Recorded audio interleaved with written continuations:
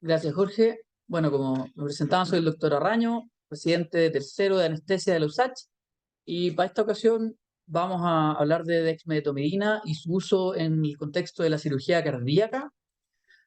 Para lo anterior, vamos a seguir esta hoja de ruta donde vamos a contar un poco cuál fue la estrategia de búsqueda que usamos, hablar un poco generalidades de la dexmedetomidina y los estudios que hay en ciertos contextos específicos, que son los que vemos ahí. Un pequeño disclaimer de ciertos estudios que no aparecen en esta revisión, pero que son importantes de tener. Nicolás, Entonces, primero, contarles que para esta revisión, básicamente buscamos con lo que es dexmedetomidina y cirugía cardíaca, excluyendo todo lo que es no cardíaco en esas tres bases de datos, y filtramos solamente los últimos 5 años, viendo que son los años que en la última década son los años que más estudios tienen, llegando a 192 resultados, de los cuales se seleccionaron solo 26, principalmente porque por título o abstract en los demás había mezclas que no analizaban particularmente el efecto de la DEX, sino que la mezclaban con otro tipo de fármaco. De esos 26, 4 los tuve que excluir porque me fue imposible acceder al paper, pero al final tengo un poco de lo que dicen por abstract y la verdad es que me parecen bastante relevantes para tenerlos en cuenta, y finalmente nos quedamos con 21 resultados de los que voy a presentar, 16 o 15 porque hay otros que ya leí del estudio, la verdad es que no correspondían para esta búsqueda. Entonces, un poco de lo que es la dexmedetomidina. Sabemos que este es un fármaco relativamente nuevo, publicado primera vez en el 99. Es un agonista selectivo del receptor alfa-2 adrenérgico, que es un receptor que está en la membrana presináptica de la unión neuronal, y que su función principal es ejercer un feedback negativo para la liberación de neurotransmisores catecolaminérgicos, particularmente nora y epinefrina.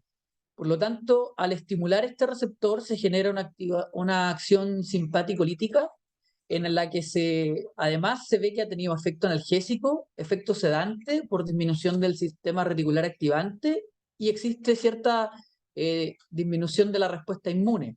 En modelos animales se ha demostrado que existe mitigación del estrés de la anoxia quirúrgica y se ha intentado extrapolar ese efecto en humanos, y se ha estudiado en varios contextos que vamos a irlos viendo uno a uno, pero principalmente el delirium, que es como donde más evidencia existe. Sigue siendo controversial su uso y su efecto en el delirium, y esa es una de las razones por las que todavía no es una conducta que esté en todos los pabellones de cardio, sino que está probablemente en la mitad. Entonces, primero vamos a hablar un poco de qué hay en la bibliografía en los últimos 5 años respecto a delirium.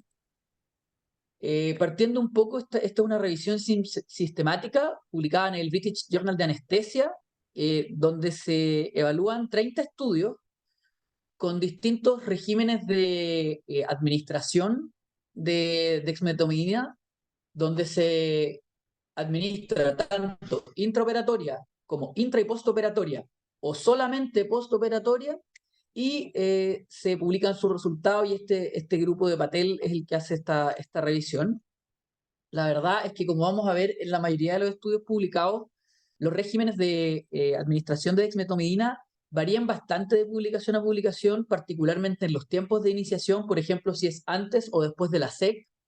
Varían en las formas de administración, ya que en algunos estudios se plantea iniciar con un bolo y después mantener una dosis de carga, o sea, perdón, una dosis constante, mientras que hay otros estudios que parten directamente con dosis en infusión continua. Pero pese a todo esto, lo que ven este grupo es que el uso de dexmedetomidina parecería disminuir la incidencia de delirium cuando se usa en cirugía cardíaca, particularmente cuando se usa de forma intraoperatoria, pero también cuando se usa en el postoperatorio sin incluirlo durante el manejo en la cirugía. Y vemos que, si bien eh, el índice de confianza pasa por el 1, la verdad es que la tendencia es bastante clara, y esta misma tendencia la vamos a ir viendo reflejada a lo largo de la revisión bibliográfica.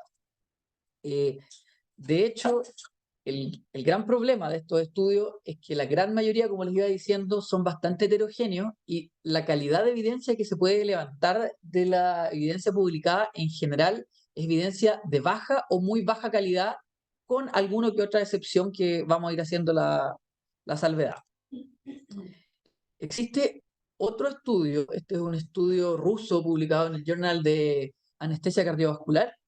Este es un estudio randomizado con doble ciego en un solo centro en grupos pareados en bloques de 20, donde se incluyeron 175 pacientes, como dice ahí, mayores de 45 años que fueran ya sea a cirugía de revascularización miocárdica o a cirugía valvular o incluso a una combinación de estas, y siempre con SEC, que es otra cosa que va a variar de estudio a estudio. Hay estudios que incluyen pacientes fuera de bomba o que los excluyen abiertamente.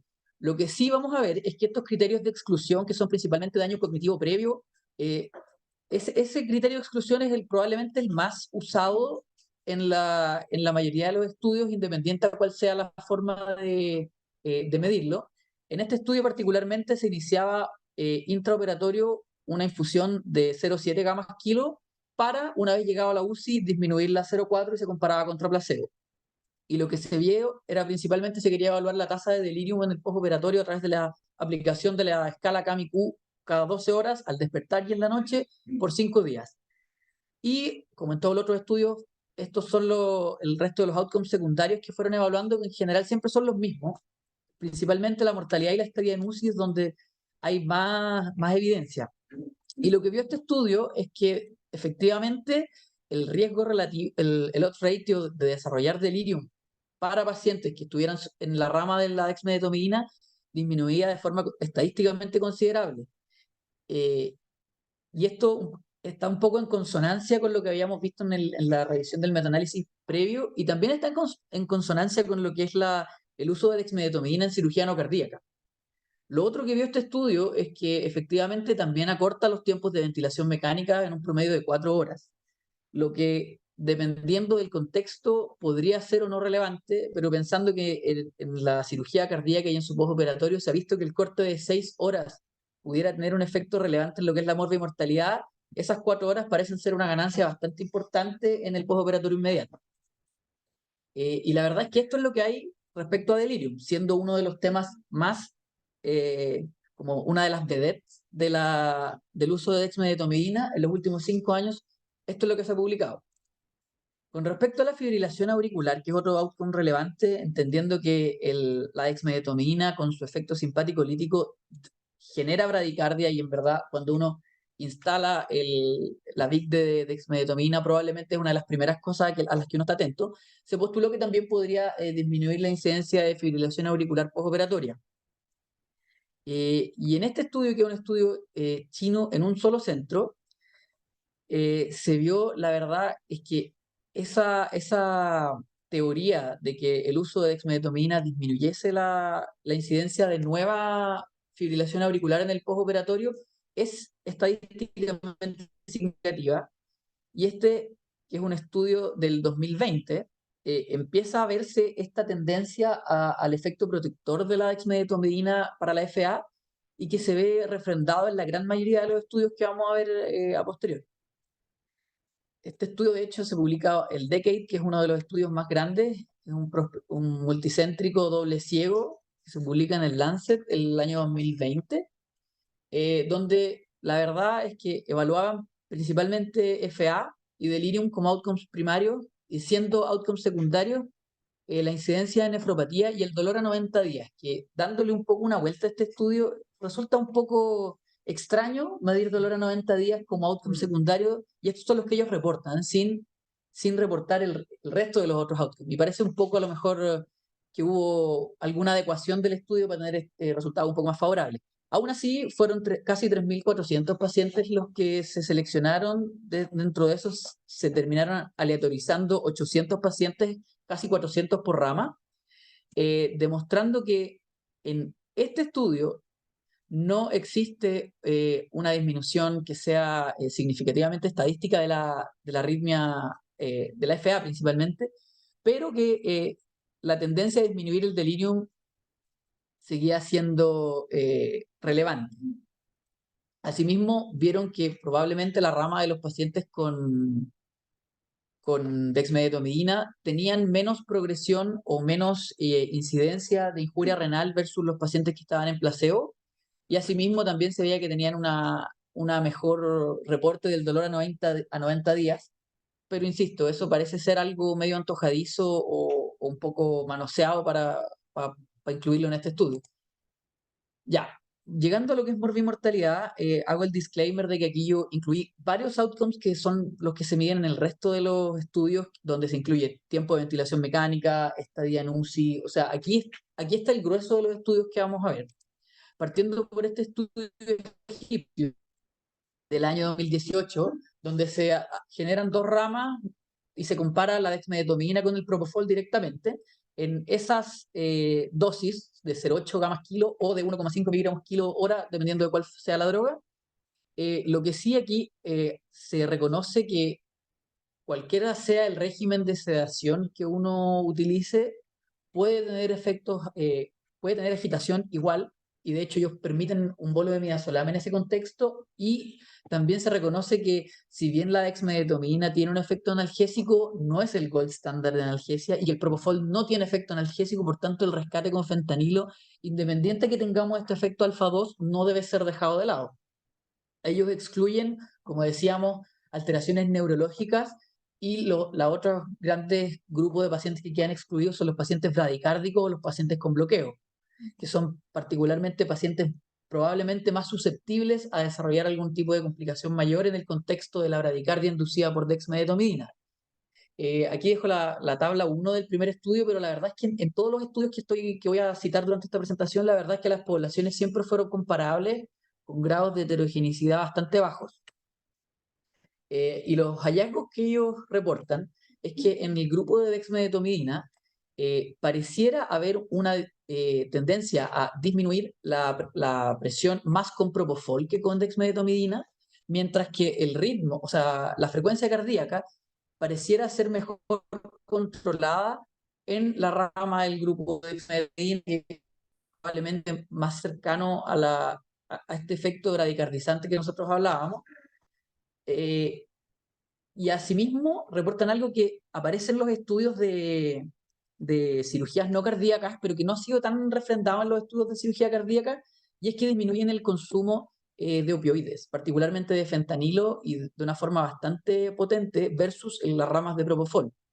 Y esto, el hecho de que reduzca los consumos opioides, es lo que lo ha hecho ser probablemente una de las grandes estrategias en lo que son las estrategias libres de opioides, que si bien su mayor auge en Estados Unidos, hemos visto cómo otros países como Francia o Canadá están empezando a publicar ya mayor número de trabajos respecto a lo que es una anestesia libre de opioides, que de repente parece un poco contraintuitivo pensando en que la esternotomía se ve al menos dolorosa. Y la verdad es que esto de reducir el consumo opioide que ha ido mostrando este trabajo también es algo por lo que las guías ERAS van recogiendo el uso de dexmedetomidina en el postoperatorio, principalmente pensando que también lo que nosotros más queremos es sacar los opioides rápido en ese contexto para que el paciente pueda tener un fast track en lo que es su recuperación.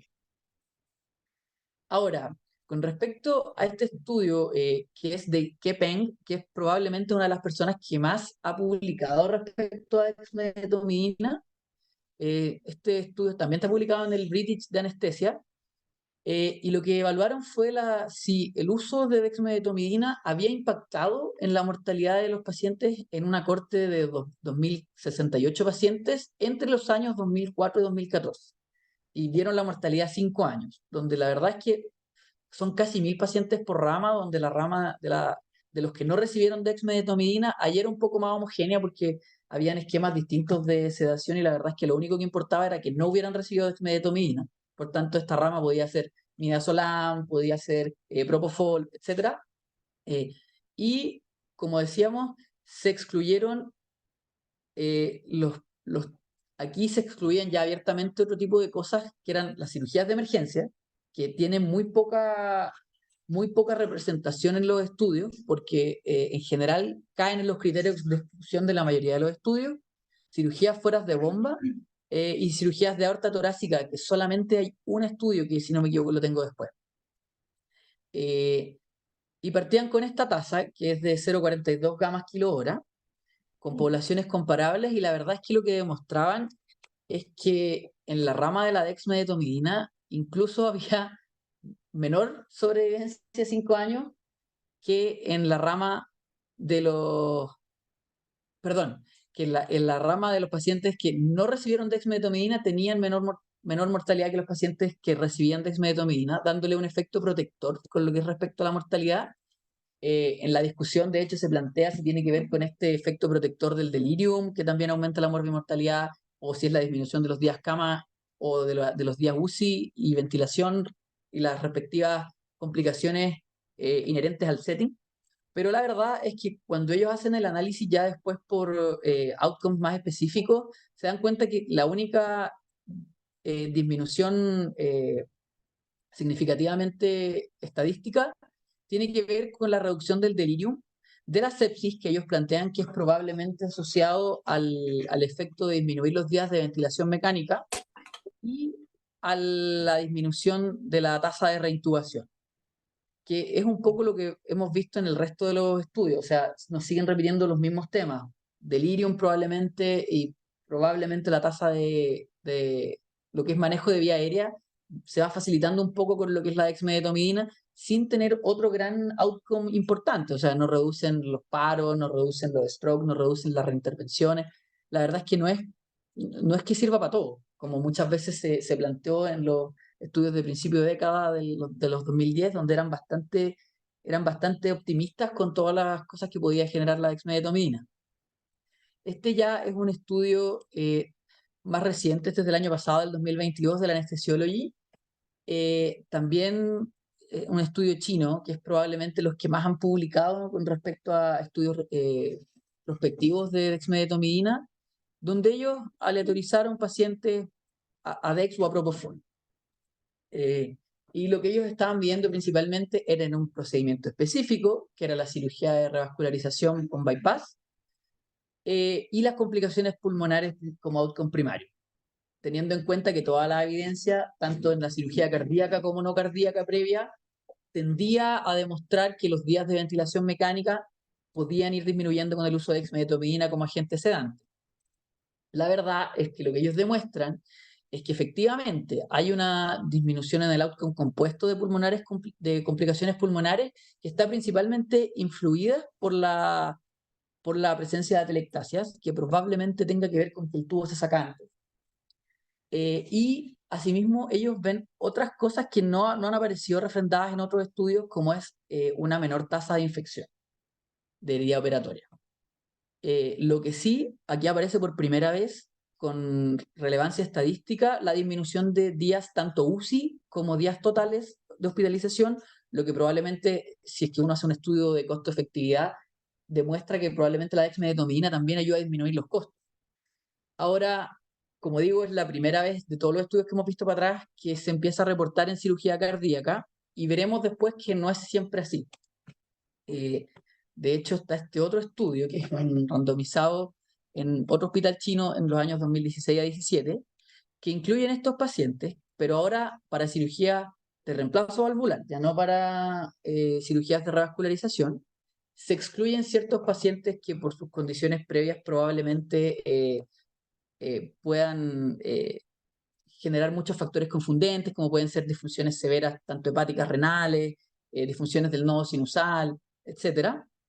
Y terminan randomizando un grupo que, pese a lo ambicioso que suena y bonito el estudio, es un grupo bastante pequeño, de 30 pacientes por rama, eh, pero ellos logran demostrar que en este setting, en las cirugías de reemplazo valvular, se ha disminuido lo que es la liberación de hormonas de estrés en 3 tiempos quirúrgicos, la verdad, que es en el tiempo 1, que corresponde a la esternotomía, el tiempo 2, que corresponde a la salida de la SEC, y el tiempo 3, que corresponde a las 24 horas del postquirúrgico.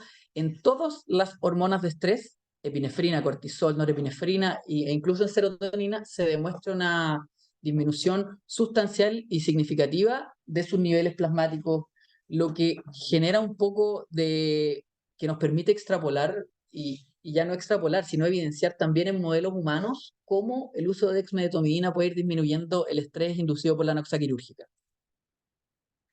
Después está este estudio que es bien grande. Este es un metaanálisis de Dex versus Propofol, que es probablemente una de las grandes preguntas que se da ante el hijo, más que Dex versus placebo, en general es más Dex versus Propofol. Se incluyen 11 estudios randomizados, donde la verdad es que solo se excluyen los papers que son como inaccesibles, papers sin data, papers sin abstract o en idiomas que no fueran comprensibles por el equipo revisor. Y lo que ellos ven es que es bastante grande este estudio, pero lo que demuestran que es significativo es la reducción en el tiempo de extubación y la reducción en la estadía en UCI, que es probablemente, como decíamos, dos de las cosas que se van refrendando más en estos estudios más grandes. Más allá de si todavía no hemos hablado de cuánto reducen el día cama o cuánto reducen la hora de ventilación. Sabemos que hay uno que nos hablaba por ahí de 4 horas, pero finalmente vamos a tener estudios que van en otra dirección también. Acá hay otro estudio de morbilidad y mortalidad, pero a un año, 1.400 pacientes también, y la verdad es que en este estudio, eh, si bien se intenta demostrar que los pacientes con dexmedetomidina tienen mejor sobrevida a un año, la verdad es que en la curva de Kaplan-Meier se ve que es al revés lo que ellos demuestran, que los pacientes con dexmedetomidina mueren más que los pacientes que no reciben dexmedetomidina, lo que ya genera evidencia contradictoria contra este paper que habíamos visto antes, que era un efecto protector y que nos deja de nuevo en tierra de nadie sin saber si en verdad protege o no. Lo que sí es que vuelve a aparecer aquí el tema de la fibrilación auricular y su efecto protector con dexmedetomidina. Aquí hay otro metaanálisis que la verdad es que muestra un poco lo mismo, y es que disminuye la mortalidad a 30 días. Aquí ellos prueban esto, por lo menos, después de analizar 31 estudios. También disminuyen la duración de ventilación mecánica, la duración de días cama en la UCI y la duración total hospitalaria, que es un poco los mismos temas que hemos visto en el resto de los estudios. El gran problema es que cuando uno va al desglose de los estudios analizados, son muy heterogéneos. Hay, entre todos los que parten, hay gente que los partía antes, gente que los partía después, gente que los partía solo en la UCI, gente que los cortaba antes de que extubaran. O sea, la verdad es que sacar una conclusión de este metaanálisis es un poco difícil.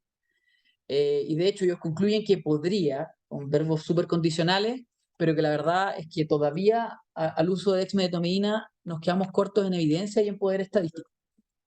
De hecho, hay una revisión de Cochrane del 2018, ¿no?, que incluye trabajos con moderado riesgo de sesgo. Terminan incluyendo 47 estudios, todos previos al 2018. De hecho, el más reciente en lo que es uso de dexmedetomidina en cirugía cardíaca incluido en esta revisión es del 2017.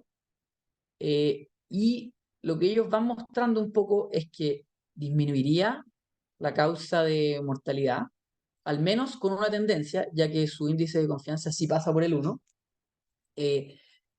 pero que también disminuiría la isquemia miocárdica, que era algo que no habíamos visto y no hemos visto refrendado en estudios posteriores, incluso una tendencia a disminuir las taquiarritmias supraventriculares, que tampoco lo hemos visto refrendado en los estudios posteriores. Y de hecho, uno de los grandes problemas de esta revisión, y siendo Cochrane una de las grandes como herramientas que nosotros tenemos en general para acercarnos a las revisiones sistemáticas, es que lo que evalúan ellos son alfa-2 adrenérgicos, no solo dexmedetomidina, incluyen mivacerol y clonidina. Y hay otros estudios donde se usa clonidina endovenosa intentando emular este efecto simpático-lítico que está demostrado para la dexmedetomidina, pero la verdad es que lo que se ha visto es que siempre que se incluyen estos otros dos, se diluye un poco el efecto total porque serían menos potentes que la dexmedetomidina.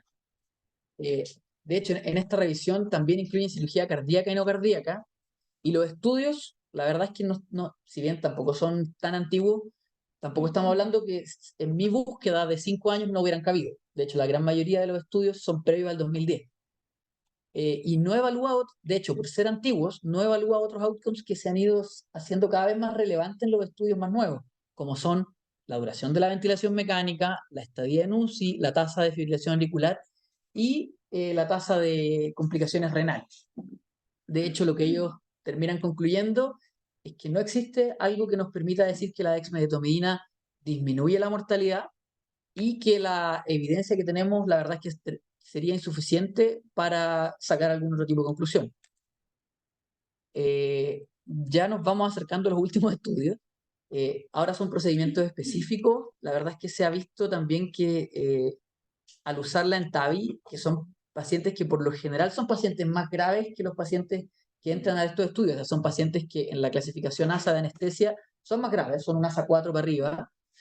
Son pacientes que tienen un score de Euroscore mayor a 20 o de la Sociedad Torácica de Cirujanos mayor a 10%, es decir, tienen mayor mortalidad que el resto de los pacientes que por lo general se fueron incluyendo en estos pacientes, o sea, en el resto de los estudios, con la diferencia es que ellos fueron a sedación con dexmedetomidina durante el procedimiento de la TAVI, y era una TAVI transfemoral.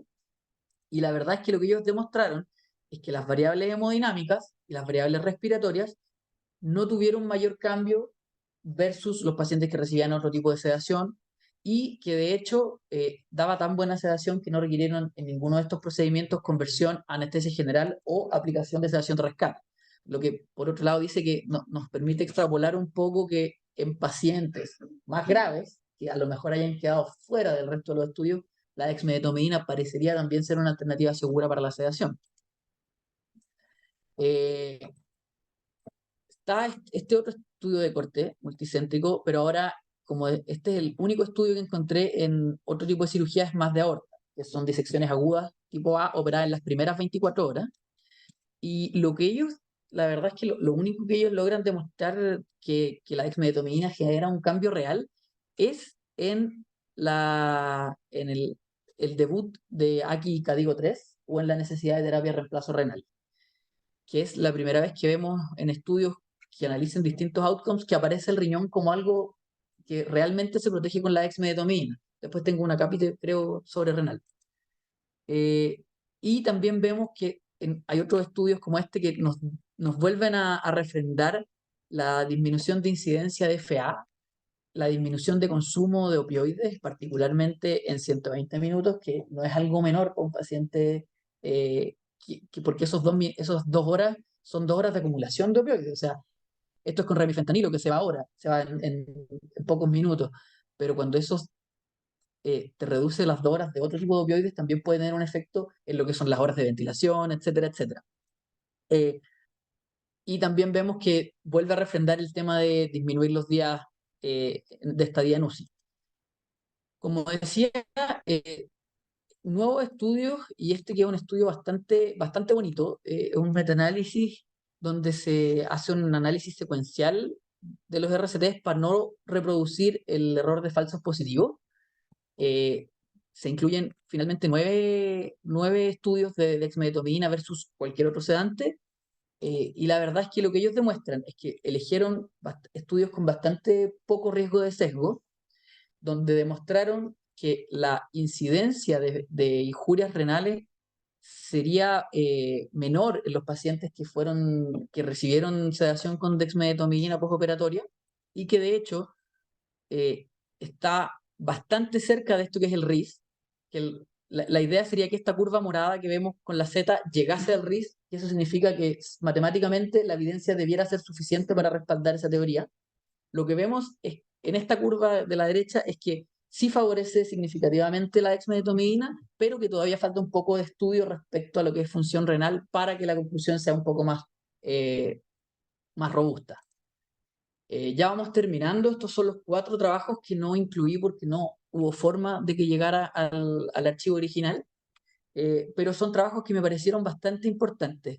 Primero, el DIRECT, que es un trabajo del año pasado donde se compara dexmedetomidina versus placebo en 70 pacientes sobre los 75 años, y que lo que busca el DIRECT es buscar el efecto en la cognición de los pacientes, y la verdad es que aquí este estudio que metodológicamente se veía bien planteado no logra demostrar diferencia en la calidad de recuperación a corto plazo, pero a 6 meses podría haber una tendencia a disminuir el daño cognitivo, y esto está en consonancia en general con que los pacientes puedan tener a lo mejor una menor tasa de delirium, que es lo que vemos en otros estudios, que en general cuando aparece el delirium no es solamente evento agudo, sino que también puede tener efectos a largo plazo tanto en la cognición como en la morbimortalidad de estos pacientes. Que es lo mismo que se ve en este otro estudio, que es del Annals de Surgery, del año 2021, donde también vemos que probablemente la neurocognición quizás no es lo más inmediato, pero ya una semana podríamos tener una un mejor performance en los pacientes que vayan a las ramas con dexmedetomidina.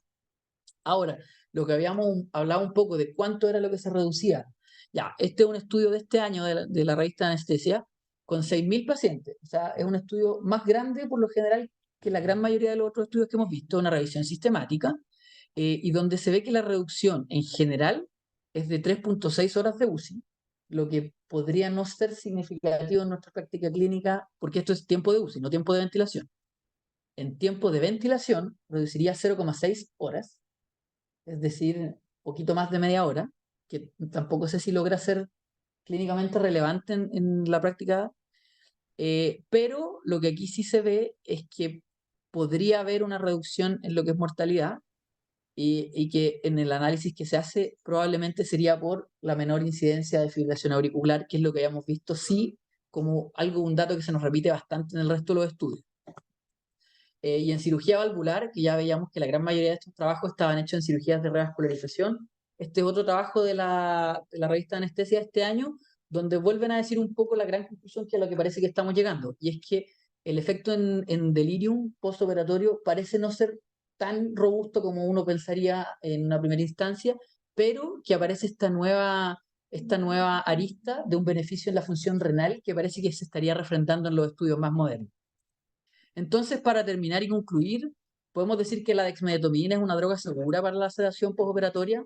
De hecho, la gran mayoría de los estudios no demostró gran cambio ni en los parámetros hemodinámicos ni en la morbimortalidad. Podemos ver que su régimen de administración puede ser intraoperatorio o postoperatorio o ambos. De hecho, vimos que aquí, dependiendo del estudio, podían haber beneficios independientes a cómo uno fuera partiéndola. Podemos ver que su uso probablemente va a disminuir la incidencia y duración del delirium, aunque a lo mejor no tengamos la evidencia tan robusta, la tendencia es bastante clara. Podemos decir que disminuye la incidencia de fibrilación postoperatoria, probablemente asociada a esta simpaticolisis generada por la estimulación del receptor alfa-2. Asimismo, particularmente vemos que reduce la incidencia de AQI severa, particularmente CADIGO 3 o AQI que requiera terapia de reemplazo renal, y que probablemente también nos reduzca el tiempo en UCI, no en la hospitalización necesariamente, pero sí el día de UCI, que en un centro como este, que muchas veces estamos viendo si suspendemos a un paciente porque no hay cama UCI, podría tener algún rol. Asimismo, podemos decir que no existe evidencia que sea particularmente robusta que nos permita decir úsela siempre o trate de hacerlo siempre, olvídese el propofol. La verdad es que no parece haber una evidencia tan robusta, y lo que sí es que en un centro como este esto genera una ventana de oportunidad para poder investigar, para poder hacer protocolos, para poder estudiar otro tipo de pacientes, pensando que aquí se hacen muchos pacientes valvulares y que probablemente cirugía valvular es lo que menos publicado hay junto con cirugía de aorta, que también se hace harto acá. O sea, podríamos generar algún tipo de protocolo que nos permitiese llegar a conclusiones un poco más robustas respecto al uso de la dexmedetomidina en cirugía cardíaca. Muchas gracias.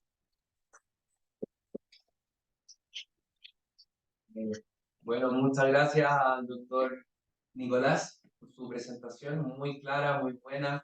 Creo que respondió muchas dudas y también trajo cosas nuevas. Porque yo no tenía idea de que había una relación de la dexmedetomidina con la falla renal aguda. Creo importante, por lo menos yo desde mi punto de vista subjetivo, en mi experiencia de lo que he visto, que de repente salen los cardioperados, uno los maneja con bolos de cromo o Fenta, ¿ya? pero a veces en este proceso el paciente se agita, se trata de sacar el tubo, es un poco un caos que es bien incómodo para todos, ¿ya? En lo personal, cuando me ha tocado recibir pacientes que vienen desde pabellón con dexmedetomidina en infusión pasando, yo personalmente en mi experiencia he visto que salen con un RAS 0, -1, tranquilo, un CIPOT que es la escala del dolor que no está alterado, o sea, son pacientes que aparentemente se favorece mucho más el winning. ¿Ya? Muchas veces yo también he tratado de instalar, de iniciar una desmedomenina en algunos pacientes y hay un poco de reticencia pensando en esto de dejar una infusión continua. Uno piensa, entonces queremos sedar al paciente. Y no, en el fondo dejar en claro que esto es para que el paciente tenga un buen despertar, un buen acople al ventilador, una buena analgesia y poder extubarlo. O sea, no es con el fin de tener al paciente dormido. ¿No? Eso, no sé si alguno tiene alguna pregunta o algún comentario respecto a la presentación. ¿Cuál es el mecanismo de daño que produce ese cero la progresión de la falla renal? Porque generalmente la falla renal en pacientes de UCI pues, llega a ser alrededor de un 25% de este incremento de la mortalidad. Mientras más falla renal tenga un paciente con una vida de intensivo, la probabilidad se intensifica de manera no menor. Y también depende la sobrevida renal, va a depender del tiempo de presentación y de la actividad donde se presente. Es mucho más severa cuando se presenta en UCI, cuando se presenta en la sala común, cuando se presenta en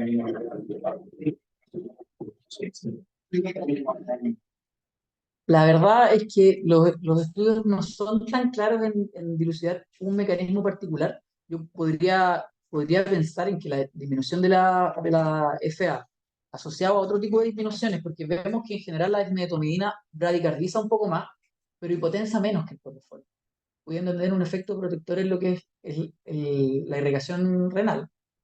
Y lo que vemos es que la DEX eh, falta todavía estudios más grandes que permitan decir que su uso efectivamente es nefroprotector, pero la tendencia en la mayoría de los estudios que lo evalúan como un outcome secundario es que efectivamente disminuye las formas graves de aquí. O sea, no tenemos aquí tres, ni tenemos gran cantidad de pacientes con terapia de reemplazo renal.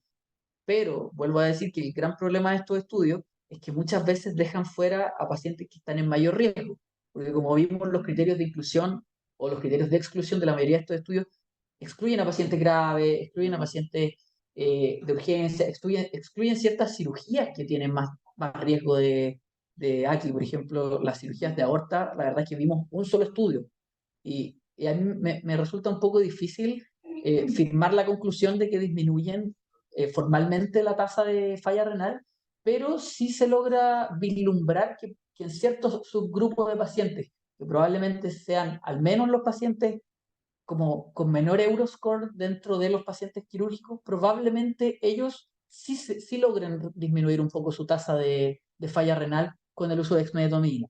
Para el resto de los pacientes creo que todavía falta evidencia y está un poco en pañales la investigación. Dale, saltando un poco el tema de la soledad, como el dato duro, es como desde el punto de vista farmacológico, eso de beneficio que tienen como en los esquemas de multimodalidad y que la dexmedetomidina no solo actúa midiendo las vías activadoras noradrenérgicas, sino también actúa activando las vías inhibitorias neuronales del dolor.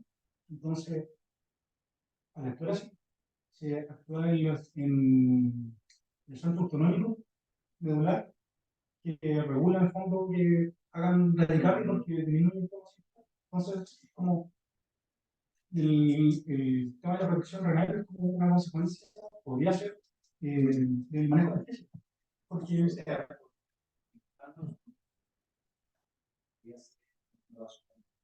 asociado a este fenómeno de repercusión que tiene. Tiene considerado que probablemente tienen muchas comorbilidades. La mayoría de estos pacientes son diabéticos, son hipertensos, son mendosos, son antidiabéticos, tienen algún tipo de daño. Y salió un trabajo hace algún tiempo que había que hacerle a un paciente, prepararlo autonómicamente para para favorecer la liberación de radicales libres que se hacían en los pacientes que estaban pabellón tomando la expresión de manera regular y eso estaba de manera secundaria una falla renal aguda en este tipo de pacientes. Yo supongo que van en base a este paciente. Como que se tiene una ley que parámetros judiciarios y al final como la organización de la sección de la comuna Jaraulito.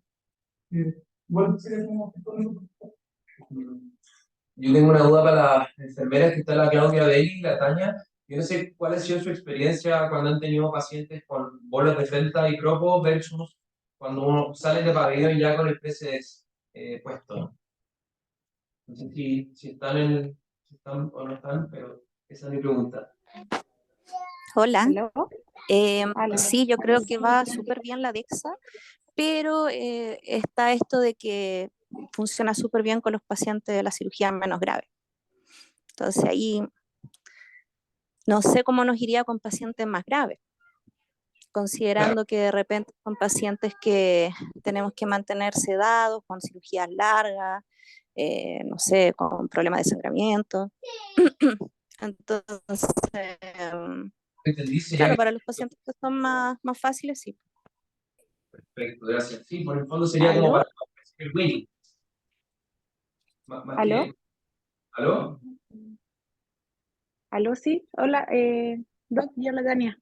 Mi experiencia, la verdad que ha sido buena en realidad, sobre todo con pacientes que tienen antecedentes de consumo de drogas, que se sabe que van a despertar más agitados. El PCX, la verdad que nos ayuda bastante a controlar la agitación en estos pacientes, así que como que uno agradece cuando indican PCX en estos pacientes. Así que...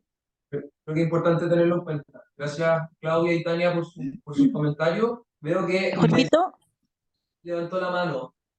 sí, quiero hacer una pregunta. ¿Nuestros anestesistas usan Precedex al azar o en algunos pacientes puntuales?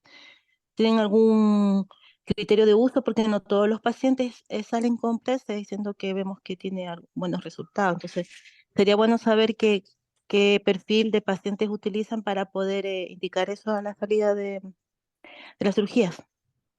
Sí, por lo menos acá no hay ningún anestesista de los de pabellón presente. Sí, pero en general los pacientes, pero los pacientes que en general seleccionan para Precedex, la gran mayoría son pacientes que van a lo que es la vía ultra fast track, es decir, pacientes que se intenta al menos la extubación en pabellón.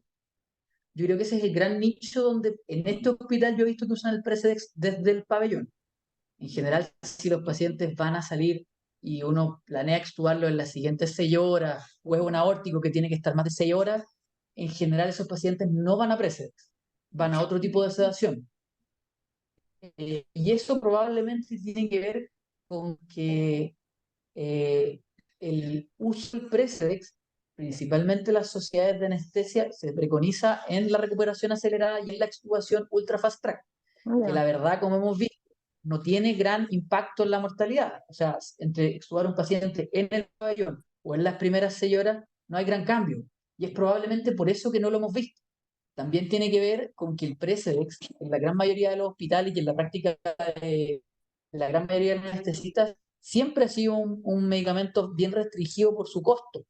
Porque si bien ahora es más asequible y ahora hay distintas opciones al Precedex como del laboratorio principal, sino que están las alternativas bioequivalentes de la dexmedetomidina, la verdad es que yo diría que su uso todavía no es ni siquiera solo en cirugía cardíaca. Yo creo que en cirugía general tampoco es un medicamento que esté particularmente extendido.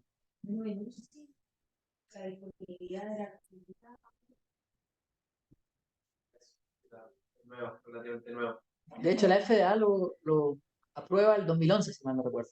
Puedo estar equivocado en el año, pero es reciente.